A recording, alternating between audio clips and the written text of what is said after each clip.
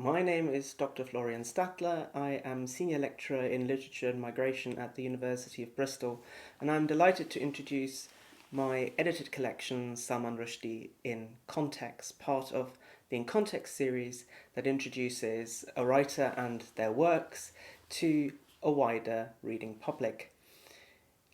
These books are designed for undergraduates, postgraduates, as well as the interested general reader, featuring essays that are scholarly and accessible in style. They're also relatively noted for their brevity, which, as you can imagine, is hard for the academic writer to give an overview of a writer and a particular theme with which a writer is associated.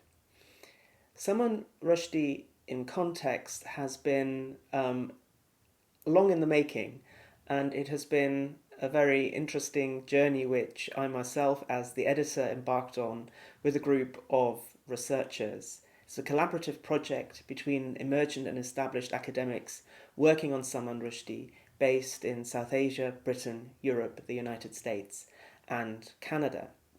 It focuses on Salman Rushdie's life, his literary and creative context, historical and cultural context, critical and theoretical context, and his reception, criticism, and how his works have been adapted as well.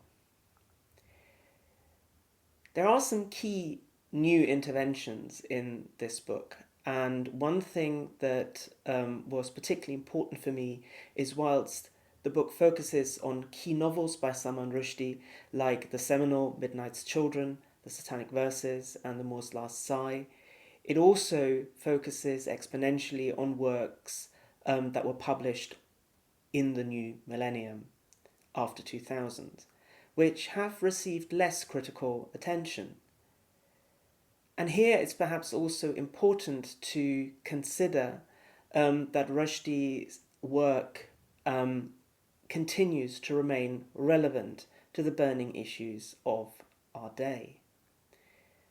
So editorially, one always has to make choices what to include and what to exclude, but I'm particularly delighted to expose and feature new critical paradigms in this collection. Particularly, I'm delighted to have an essay on the auditory imagination and sound and the soundscapes in Salman Rushdie's novels, which is a context that hasn't often been discussed, not just in terms of how he uses pop music, but also how he creates the cityscapes of Bombay, of New York, and of London. The collection also features an essay on art historical magic realism, which I'm also very, very delighted to have commissioned, which perhaps reframes a little bit how Rushdie, in relation to magic realism, has been viewed. Another important feature of this collection is an essay on the Urdu literary traditions with which Rushdie works, and given Rushdie's own training as a historian, Rushdie and history features heavily as well. I'm particularly delighted here to not just have a consideration of Rushdie's novels in terms of historical discourses, but also in terms of world historical capitalism and world systemic thinking that one might want to think on. One thing that is really important to note is the visual forms of writing with which Rushdie is engaged. And Rushdie and cinema has a central role and central consideration in this collection. And this is not just in terms of how Rushdie uses intertextually cinema, but also how his works have been adapted, not just for cinema, but also for radio and the stage. Another important thing to consider, of course, are the key critical theoretical paradigms with which Rushdie has become associated in the late 1980s into the 90s and early 2000s. So there is a focus here on these concepts, especially Rushdie's engagement with post-colonialism, cosmopolitanism, and postmodernism, and what that critical, conceptual, and theoretical lens reveals about the writer.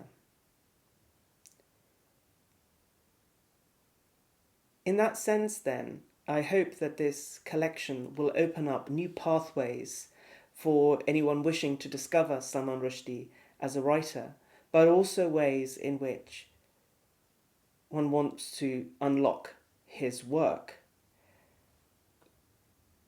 One thing that has been joyful to discover and rediscover as part of this project that brought this book to fruition is to see how relevant and